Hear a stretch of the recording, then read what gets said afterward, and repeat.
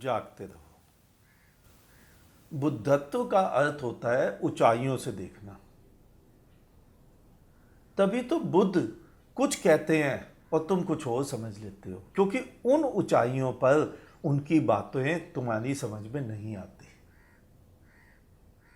उस ऊंचाइयों की बातें उसी की समझ में आएगी जो उन ऊंचाइयों को छू चुका है। जैसे बुद्धों ने कहा, आ अब लौट चलें घर की ओर।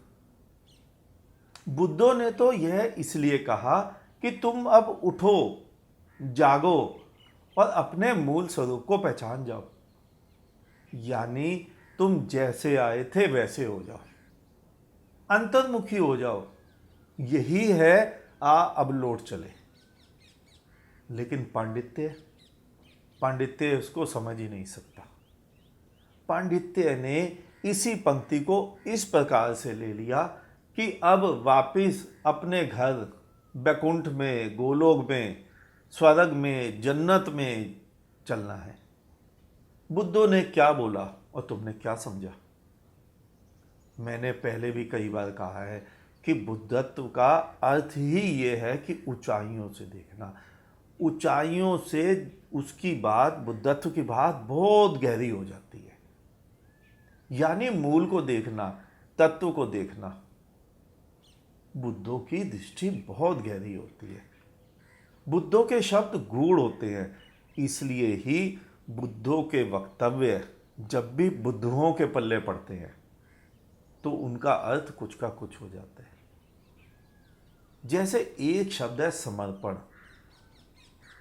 ये सीधी सादी भाषा में तुम जानो, इसका मतलब है झुकना। अब जो कच्चे घट होंगे वो क्या करेंगे? वो क्या समझेंगे? वो सोचेंगे कि दंडवत करना, प्रणाम करना, पांव छूना। और सारे कच्चे घट कर क्या रहे हैं? देखो, मंदिरों, मस्जिदों, गिरजे, गुरुद्वारों में सभी देह से तो झुकते मिलेंगे। तो तुम क्या सोचते हो? तुम झुक जाते हो, वो झुक जाते हैं। उन्हीं सभी झुके हुए लोगों को बाजार में देखो, उनका कार्यकलाप देखो, समझ आ जाएगा कि कोई झुका या नहीं। अब उन्हीं झुके लोगों को दूसरे के धर्मों का खंडन करते देखो। अब उन्हीं झुके हुए लोगों को मंदिर, मस्जिद गिराते हुए देखो। अब उन्हीं झुके हुए लोगों को गीता और कुरान जलाते हुए देखो। तुम्हें ज्ञात होगा कि तुम स्वयं समझ जाओगे कि कौन कितना झुका है। और बुद्ध क्या कहते हैं? बुद्ध यही कहते हैं कि अगर तुम्हें झुकना आ गया तो तुम्हें झुकने के लिए सामने, तुम्हारे सामने किसी मंदिर, मस्जिद, गिरजे, गुरुद्वारे, परमात्मा, भगवान की मूर्त, गुरु, सदगुरु, किसी की भी आवश्यकता नहीं है। जो झुकना सीख गया वो झुक गया, हमेशा हमेशा के लिए झुक गया। और जो झुक गया वो वहीं समाप्त हो गया, वो बचा ही नहीं। तो वो कैसे कुरान जलाएगा, वो कैसे गीता जलाएगा, वो कैसे मंदिर तोड़ेगा और कैसे मस्जिद तोड़ेगा? जो झुक गया सो मर गया। तो मरा हुआ व्यक्ति ये उपद्रव करेगा? नहीं, तुम झुकते ही नहीं हो। तुमने समर्पण का मतलब केवल प्रणाम से ले लिया है। जो झुक गया वो तो उस अस्तित्व के आगे झुक गया। बुद्ध इसीलिए ही कहते हैं जाग जाओ। अगर तुम जाग गए तो तुम बुद्धों के वचनों को सही सही समझ पाओगे। बुद्ध कहते क्या हैं? बुद्ध तुम्हारे भीतर की बीमारी को देखते हैं और उसका भिन्न भिन्न निदान तुम्हें बता देते हैं। वरना तुम ऊपर ऊपर से कृत्य करे जा रहे हो, उसका कुछ भी तो लाभ नहीं होता। मैं तुम्हें बार बार समझाता हूं कि बुद्धों से दूरी बनाए रखना। क्यों? क्योंकि तुम बुद्धों को बर्दाश्त भी नहीं कर पाते। कोशिश करना किसी बुद्ध की नज़र तुम पे ना पड़े। क्योंकि अगर किसी बुद्ध की नज़र तुम पर पड़ गई तो दो घटनाएं तुम्हारे भीतर होंगी। एक तो तुम्हें तुम्हारा भविष्य नजर आ जाएगा बुद्ध के स्वरूप में, उसी बुद्ध के स्वरूप में जिस पर तुम्हारी नजर पड़ी। यह सुख की, आनंद की घटना होगी तुम्हारे जीवन के लिए कि तुम्हें पता चलेगा कि तुम्हारा भी भविष्य ऐसा होगा। और दूसरा तुम्हें दुख होगा उसी बुद्ध को देखकर कि तुम्हारी कली अभी तक कली ही बनी रही, वो फूल नहीं बन पाई अभी तक। तो बुद्ध जब भी मिलते हैं तो तुम्हारे भीतर आनंद और पीड़ा एक साथ घटती है।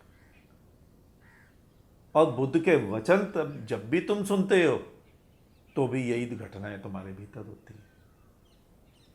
ईश्वर को तुम मानते आए हो, पूजते आए हो, लेकिन कितना मानते हो यह तुम अच्छी तरह से जानते हो।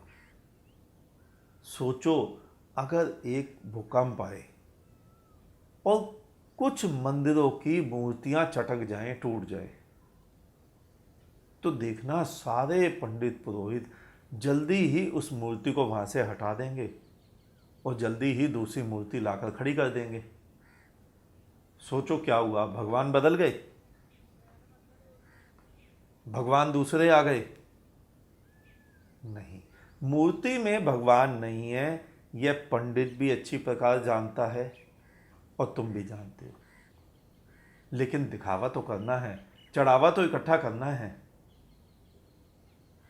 और जब से समाज में ये मंदिर, मस्जिद, गिरजे, गुरुद्वारे का धर्म प्रचलन में आया है, तभी से सत्य छुपा दिया गया है।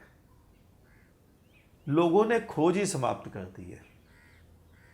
और जो उसे खोज लेता है, जो उस अस्तित्व के आके झुक जाता है, वो स्वयं ही पूरा पूरा समर्पित कर देता है स्वयं को। वही बुद्धत्व को पा सकता है और वही जान पाता है कि जीवन साधन नहीं, साध्य है। तुम इस जीवन को साधन मानते हो, ये साध्य है। इस जीवन का कोई दूसरा लक्ष्य नहीं है, बल्कि जीवन ही एक पूर्ण लक्ष्य है। और फिर उसी के जीवन में प्रतिपल, क्षण क्षण जिस मुक्ति की तुम बात करते हो ना, वो मुक्ति घटती है, वो मोक्ष घटता है। लेकिन ये बोध होता कब है? ये बोध होता है बुद्धत्व के प्राप्त होने के बाद। और बुद्धत्व उन्हें प्राप्त होता है जो सब भूत भविष्य की धारणाओं को छोड़ने को राजी हो जाता है। मेरे पास अक्सर लोग आते हैं, मैं कहता हूं आओ मेरे पास, मेरे साथ उड़ो, तो तुम्हें भी पता चलेगा कि पंख तुम्हारे पास में ही है, तुम भी उड़ सकते हो। वो कहते हैं परमात्मा, तुम सारी भूत भविष्य की धारणाएं छोड़ने की बात करते हो, हमसे वो मत छुड़वाओ, फिर हमें उड़ा के दिखाओ। अब मैं उन्हें कैसे समझाऊं कि खूंटी तो तुम जमीन में गाड़े रखना चाहते हो और उड़ना आसमान में चाहते हो, संभव कैसे होगा? सारी भूत की धारणाएं, विचारधाराएं, भविष्य के स्वप्न, यही छोड़ने पड़ेंगे। लेकिन तुम छोड़ोगे कैसे? पांडित्य जल्दी छूटता नहीं है। पांडित्य मनुष्य को चालाक बनाता है, बुद्धिमान बनाता है।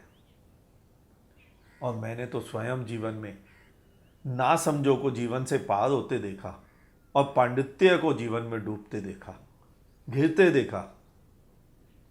और तुम सभी देख रहे हो, जितने भी समझदार हैं, तुम्हारे पंडित पुरोहित, मुल्ला मौलवी, वेदी, द्विवेदी, त्रिवेदी, चतुर्वेदी, शास्त्रज्ञ, विद्वान, कथावक्ता, बहुत ज़्यादा तर्क वितर्क करने वाले, कट्टर हिंदू, कट्टर मुसलमान, झंडा पकड़ने वाले, देखना अंत में इन सभी को डूबता ही देखोगे। और जो जो बुद्धत्व की राह पर निकल पड़ते हैं, सभी कुछ छोड़ने को तैयार रहते हैं और स्वयं को भी छोड़ने से हिचकिचाते नहीं। किसी बुद्ध के आगे खाली होने को तैयार ही बैठे हैं। वो अंत में उस खाली होते ही उस विराट को पा जाते हैं। वो अपना घट भीतर से खाली करते हैं। जैसे ही भीतर से घट को, अपने कबाड़ को खाली करते हैं, ये अस्तित्व स्वयं ही वहां जाके बस जाता है। ये हवा, इस माटी की सुगंध, इस विराट की विराटता स्वयं उस खाली घट को भर देती है। तुम उसी खाली घट में दूध भरो, जल भरो, गंगा जल भरो, चावल भरो, चीनी भरो, कुछ भी भरो, जैसे ही भरोगे वैसे ही घट में से वो वायु, वो प्रकाश, वो आकाश विलीन हो जाएगा, निकल जाएगा। और जैसे ही घट को खाली करोगे वो पुनः वापसी आ जाएगा। तो जैसे ही तुम भीतर के इस कचरे को खाली करोगे, वो ज्ञान स्वयं भरेगा। कोई गुरु उसके बारे में बताएगा 100% झूठ। कोई दीक्षा लेके तुम्हें परमात्मा के दर्शन कराएगा 100% झूठ। तुम खाली हो जाओ, उस विराट के अस्तित्व के द्वार तुम्हारे सामने स्वयं खुल जाएंगे। 100% सत्य। बुद्धों के वक्तव्य हमेशा उल्टी भाषा में होते हैं, तुम्हें समझ नहीं आते। हाँ, क्यों नहीं समझ आते? जब तुम बुद्ध बन जाते हो तो उन सभी का तात्पर्य सही सही समझ पाते हो। और ऐसा ही होगा जब तुम भी किसी बुद्ध के साथ बैठोगे। जब दो वस्तुएं एक समान होती हैं तो दोनों एक ही प्रकार से हो जाती हैं। और तुमने सुना ही होगा कि पुण्यात्मा अगर पापी का संग करे तो वो भी पाप की ओर आकर्षित हो जाता है। लेकिन बुद्धत्व में ऐसा नहीं होता। ऊपरी ऊपरी थोपा गया सत्कर्म, सदाचार, पांडित्य, सज्जनता, अच्छाई किसी को भी अपने रंग में रंगने की काबिलियत नहीं रखती, जिसने ऊपर ऊपर से थोपा है। क्योंकि वो सभी तो ऊपर ऊपर से लादी हुई हैं। और वो जिस पर लादी होती हैं, जब वो उसे ही आंदोलित नहीं कर सकती तो दूसरे को कैसे कर पाएगी? लेकिन बुद्धत्व, भीतर का दीपक, वो तो स्वयं घटता है। वो तो जिस पर घटता है उसे ही मार देता है। जिसके ऊपर बुद्धत्व घटता है, जब वो बुद्धत्व जिस पे घटता है उसी को मार देता है तो दूसरे को कैसे छोड़ेगा? तो बुद्ध के पास जो भी आता है वो भी आंदोलित हो जाता है। उसके भी भीतर का दिया बिना जले नहीं रह पाता। बुद्ध, बुद्ध यानी सत्संग। और बुद्ध का कोई भी काम नहीं है। बुद्ध को तुम मंदिर में नहीं बिठा सकते। उसका कोई काम भी नहीं है मंदिर में, क्योंकि मंदिर में तुम कुछ ना कुछ मांगने ही जाते हो। और बुद्ध तो पहले ही कहता है कि सारे आडंबर छोड़ दो, सारे पाखंड छोड़ दो। तो बुद्ध तुम्हें कभी भी यह संतावना देगा कि वो उपाय करेगा, यह सोचना तो तुम्हारी भूल ही होगी।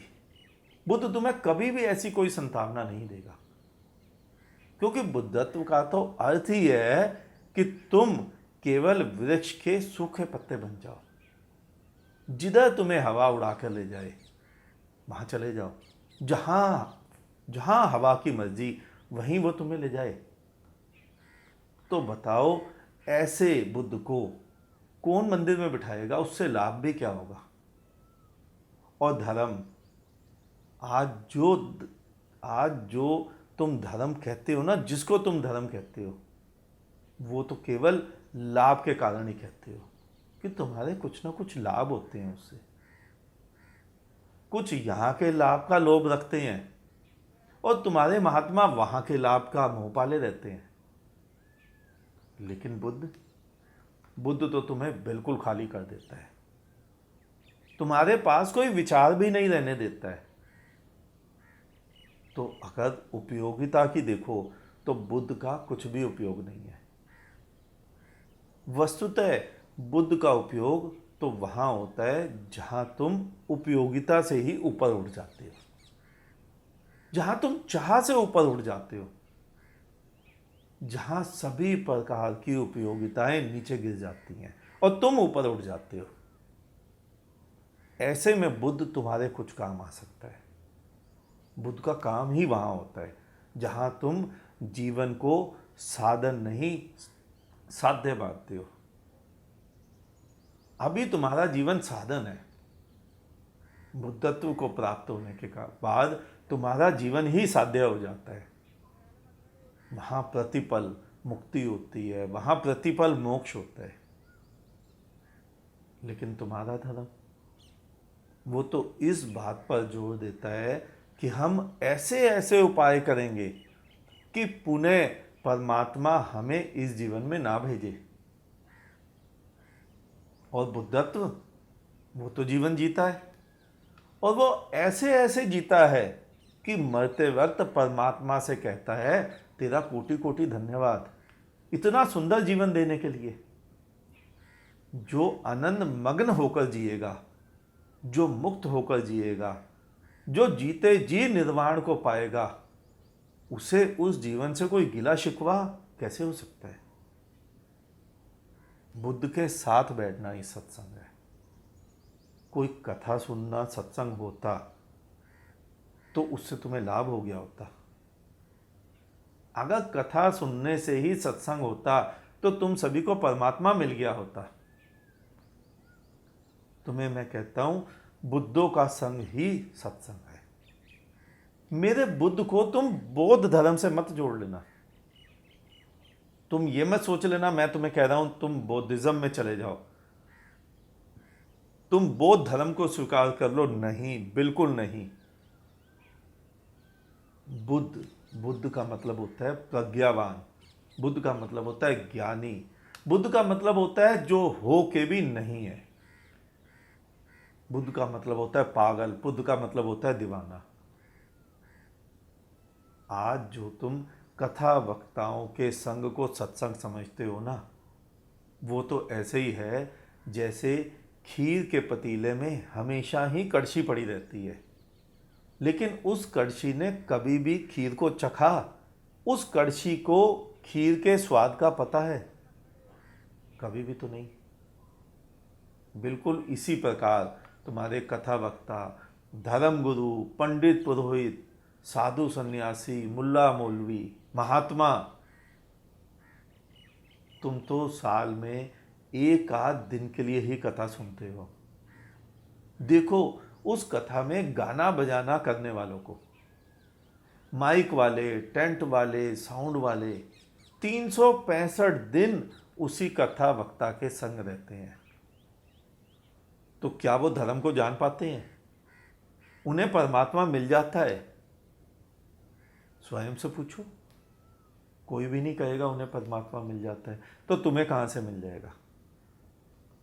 क्योंकि वो सत्संग ही नहीं होता। हाँ, कुछ आदमी मिलकर टोली बना लेते हैं, फिर वो टोली हिंदू धर्म की भी हो सकती है और सिख धर्म की भी, इस्लाम की भी और ईसाई की भी, कोई भी बना ले, सुनने वाले सभी को मिल जाएंगे। लेकिन इन टोलियों का संबंध ना तो धर्मों से होता है और ना ही तुम्हारे जागरण से।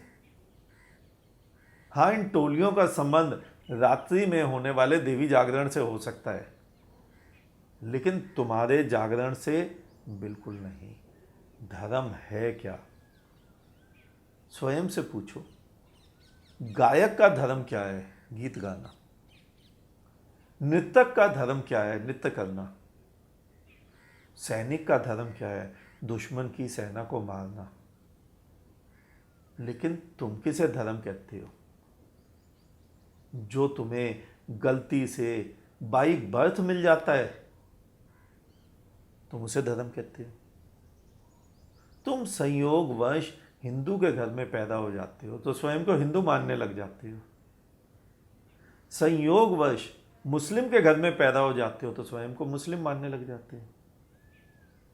हिंदू धर्म की धारणा अनुसार पुनर्जन्म का सिद्धांत है।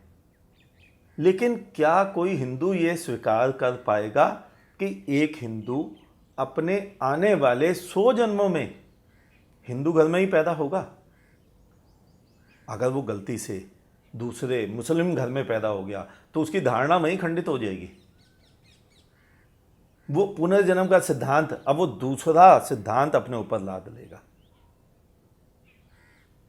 क्या कोई व्यक्ति यह दावे के साथ कह पाएगा कि अगले जन्म में वो हिंदुस्तान के अलावा किसी और देश में पैदा नहीं हो सकता? तुम ही कहते हो ना, जैसी मति वैसी गति। अब देखो अपने भीतर जाकर, तुम में से 99% लोगों को अमेरिका, यूरोप, कनाडा पसंद है। अगर वहाँ रहना तुम्हें मिल जाए, तुम सभी अपना सारा सामान लेकर उसी देश में मूव कर जाओ। यानी मन में विदेश रहने की कामना है। तो इस प्रकार से तो जो तुम आधे वहाँ मूव करोगे तो तुम्हारी जो सिद्धांत है उस सिद्धांत का क्या होगा, उस धारणा का क्या होगा? क्योंकि वहाँ के लोगों की धारणाएं तो कुछ और है। अगर यही सोच रख के तुम मरोगे तो अगले जन्म में आधे व्यक्ति अमेरिका, कनाडा या यूरोप में पैदा हो जाएंगे। अब सोचो, क्या अगले जन्म में तुम जब क्रिश्चियन या मुसलमान के घर पैदा होगे तो क्या तुम यह कहोगे कि अब तुम्हारा धर्म क्रिश्चियन या मुसलमान हो चुका है? तुम्हारे हिंदू धर्म का क्या होगा, उसकी सोच का क्या होगा जो तुमने आज ढोई हुई है? आज जो तुमने मुस्लिम धर्म की सोच ढोई हुई है, अगर अगले जन्म में तुम पारसी के घर में पैदा हो गए तो क्या होगा? तुम्हारे इस्लाम की रक्षा फिर कौन करेगा? तुम्हारे हिंदुत्व की रक्षा फिर कौन करेगा? फिर तुम वहाँ मुसलमान के घर में पैदा होकर यही कहोगे ना, जो नमाज नहीं पढ़ता वो काफिर है, उन सबको मार दो। लेकिन एक जन्म पहले तो तुम हिंदू के घर में पैदा हुए थे। अब बताओ, क्या तुम कह सकोगे कि जन्म का धर्म से कोई भी संबंध है? नहीं। वास्तव में हिंदू, मुस्लिम, सिख, ईसाई, बौद्ध, जैन, पारसी ये धर्म ही नहीं है, ये पंथ हैं, ये मार्ग हैं उस परमात्मा तक जाने के। ये बात भी पूर्णता सत्य है कि पहले कभी ना कभी कोई ना कोई इन रास्तों से होकर परमात्मा तक पहुंचा ही होगा, तभी ये मार्ग बने हैं। लेकिन आज ये मार्ग भटक गए हैं, धूल धूसरित हो गए हैं। और तुम्हें मार्ग से क्या कुछ भी तो नहीं, क्योंकि मार्ग की बात तो वो करे जो सोचे, जिसे मंजिल पर कभी पहुंचना हो। लेकिन तुम्हारी दृष्टि में तो मंजिल कहाँ विलीन हो गई तुम्हें शायद पता ही नहीं। तुम किस ओर निकल गए तुम्हें पता ही नहीं। हिंदू परमात्मा को भूल गया, हिंदुत्व की रक्षा के लिए तलवार लेकर खड़ा हो गया। मुसलमान अल्लाह को भूल गया, इस्लाम की रक्षा के लिए तलवार लेकर खड़ा हो गया। सिख ने अपनी तलवार उठा ली, ईसाई ने अपनी। सभी उस खुदा को तो भूल गए। मैं को तथा मैं के घेरे को बढ़ाने में लग गए, और घेरे के लिए भी नहीं, अपनी अपनी ताकत दिखाने को। और कुछ भी तो लेना देना नहीं है तुम्हें घेरों से। इसलिए ही मैं तुम्हें बार बार समझाता हूं, हिंदू धर्म का तात्पर्य तुमसे नहीं है, घेरों का तात्पर्य ही तुमसे नहीं है। धर्मों का तात्पर्य है, जो तुम्हारे लिए धर्म है, उस धर्म का तात्पर्य केवल जागरण से है, केवल तुम्हारे बोध से है। लेकिन तुमने जन्म से ढोई ढोई धारणा, उसको तुम कैसे गिराओगे? क्योंकि गिरा तो कोई भी उस वस्तु को सकता है ना जो किसी ने ऊपर से ला दी हो, लेकिन जो धारणा तुमने स्वयं ला दी है, जो तुम्हारी रगों में खून भरकर दौड़ रही है, उसे कैसे बदलोगे? तुम देखो, अगर तुम हिंदू हो तो तुम्हारी रगों में हिंदुत्व की धारणा खून भरकर दौड़ रही है। अगर तुम मुस्लिम हो तो तुम्हारी रगों में खून बनकर इस्लाम की धारणाएं दौड़ रही है। उसे कैसे बदलोगे? और इसी धारणाओं को बदलने का नाम बोध है, बुद्धत्व है, जागरण है, और उसकी विधि ध्यान है। जिस दिन तुम ये ऊपर से लादा हुआ उतार फेंकोगे, उस दिन वहाँ तुम अपनी जगह स्वयं को पाओगे। हिंदू की जगह स्वयं चैतन्य को पाओगे, मुस्लिम की जगह स्वयं चैतन्य को पाओगे। उसी क्षण वहाँ एक क्रांति होगी। वहाँ हिंदू नहीं होगा, वहाँ मुसलमान नहीं होगा, वहाँ सिख नहीं होगा, वहाँ ईसाई भी नहीं होगा। वहाँ ब्राह्मण, क्षत्रिय, शूद्र, वैश्य कोई भी नहीं होगा। वहाँ तुम्हारा साक्षी खड़ा होगा, वहाँ तुम्हारा दृष्टा खड़ा होगा। और जिस क्षण तुमने साक्षी होकर स्वयं को देख लिया, उसी क्षण तुम पाओगे कि वहाँ उस जगह पर तुम हो ही नहीं। जो धारणा तुमने सुन रखी है ना कि वृक्ष पर दो पक्षी बैठे हैं, एक फल खाता है एक देखता है, झूठ है, समझे ही नहीं। वहाँ खाने वाला कोई भी नहीं था, वहाँ एक ही था। गीता में पढ़ा है ना तुमने कि असत्य को भासने के लिए भी सत्य की आवश्यकता होती है। तो जैसे तुम सत्य हो और तुम्हारी छाया सत्य है, लेकिन तुम्हारी छाया तुम्हारे ही तो कारण बनी, और गलती से छाया ने स्वयं को मैं यानी दूसरा पक्षी मान लिया। जैसे ही साक्षी का प्राकट्य होगा तो पाओगे वहां छाया जैसी कोई वस्तु नहीं है, वो एक भ्रांति है। वहां एक ही पक्षी है, वही खाता है, वही देखता है। तुमने भ्रमवश अपनी मैं के द्वारा अपना अस्तित्व बना लिया था। मैं तुम्हें जो भी समझा रहा हूं, हो सकता है तुम्हें समझ ना आए, क्योंकि सोए हुए कैसे समझोगे। लेकिन मुझे ज्ञात है, मेरे बाद, मेरे इस जीवन के बाद 200-500 वर्ष बाद यही सिद्धांत तुम लोगों के काम आएंगे। चाहे मैं रहूं या ना रहूं, चाहे तुम भी रहो या ना रहो, फिर जो कोई भी होगा वो इन सिद्धांतों के हिसाब से अपना जीवन जिएगा। आज मैं इसी जागरण के कारण आनंदित हूं। तुम चाहो तो तुम भी हो सकते हो। सुख, आनंद, मुक्ति, मोक्ष, स्वर्ग, वैकुंठ जीने से पहले पालो, अन्यथा हाय हाय करके मृत्यु के द्वार तक पहुंच जाओगे। और अगर जागरण घट गया, क्रांति घट गई, तो पाओगे तुम जो हो उसे मारना मृत्यु के बस की भी बात नहीं। अगर आंख खुल गई तो बुद्धत्व उपलब्ध होने में 1 मिनट का भी समय नहीं लगेगा।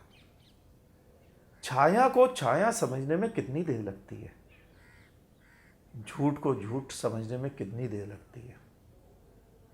आगे तुम्हारी मर्जी, जो चाहे चुनो। लेकिन मेरा प्रयास है कि मैं लाखों करोड़ों को बुद्धत्व की चौखट पर लाकर खड़ा कर दूं, लाखों करोड़ों को यह समझा दूं कि वो कौन है और यहाँ क्या होने आए हैं। हाँ, होने आए हैं, कुछ करने को नहीं। तुम यहाँ कुछ करने को नहीं आए, ना जप, ना तप, ना व्रत, ना दान, ना पुण्य, ना पाप, ना कर्म, ना साधना, ना सिद्धि, कुछ भी तो नहीं। मेरे से कुछ लोग अक्सर संतुष्ट नहीं हो पाते। मैं कुछ भी करने को नहीं कहता, और उन्होंने सोच ही ये रखा है कि कुछ करने को ही तुम्हारा जन्म हुआ है। बस यहीं गलती कर जाते हो तुम। यहाँ कुछ नहीं करना है। जो कहते हैं कुछ करना है, वो भी तुम्हारी तरह ही सोए हैं। वो कर कर कर थक रहे हैं, लेकिन परमात्मा नहीं मिलता, परमात्मा का साक्षात्कार नहीं होता। होगा भी कैसे? तुम देखो तुम कर क्या रहे हो। परमात्मा परमात्मा को ही ढूंढे जा रहा है, कैसे पकड़ोगे? तुम अपनी छाया को, पर तुम परमात्मा, तुम्हारी छाया परमात्मा की छाया, तुम छाया को कैसे पकड़ोगे? अब किसी पंडित, पुरोहित, विद्वान से पूछोगे तो वो कहेगा छाया को नहीं पकड़ा जा सकता। लेकिन किसी बुद्ध से पूछोगे जिसने स्वयं को पकड़ा है, तो वो कहेगा कुछ भी मुश्किल नहीं है। वो क्षण में तुम्हारा ही हाथ तुम्हारे सिर पर रख देगा और देखो छाया, लो पकड़ लो, तुम पकड़े गए। और तुम्हें कुछ भी तो नहीं करना है, स्वयं को पकड़ना है, स्वयं को पहचानना है। बुद्धत्व उपलब्ध होते ही तुम्हें सब कुछ साफ साफ दिख जाता है। कुछ भी दूरी नहीं रहती। तुम्हारे और परमात्मा में एक कदम की भी दूरी नहीं होती है। बुद्धत्व हमने आरंभ किया था। बुद्धत्व का अर्थ होता है ऊंचाइयों से देखना। बुद्धत्व की भाषा गहरी होती है, उसको समझना। जब किसी बुद्ध के साथ बैठोगे तो हमेशा तुम उसी बुद्धत्व के रंग में रंग जाओगे। मैंने तुम्हें पहले भी बताया है कि मेरे पास आओ, मैं अपने दीपक से तुम्हारा दीपक जला दूंगा। मेरे भीतर आग लगी है, मैं तुम्हारे भीतर भी आग लगा दूंगा। मैं जागा हुआ हूं, मैं तुम्हें भी जगा दूंगा। और कुछ भी तो नहीं करना है। आज इतना ही, शेष किसी और दिन। अंत में तुम्हारे भीतर बैठे परमात्मा को मेरा नमन। तुम सभी जागो, जागते रहो।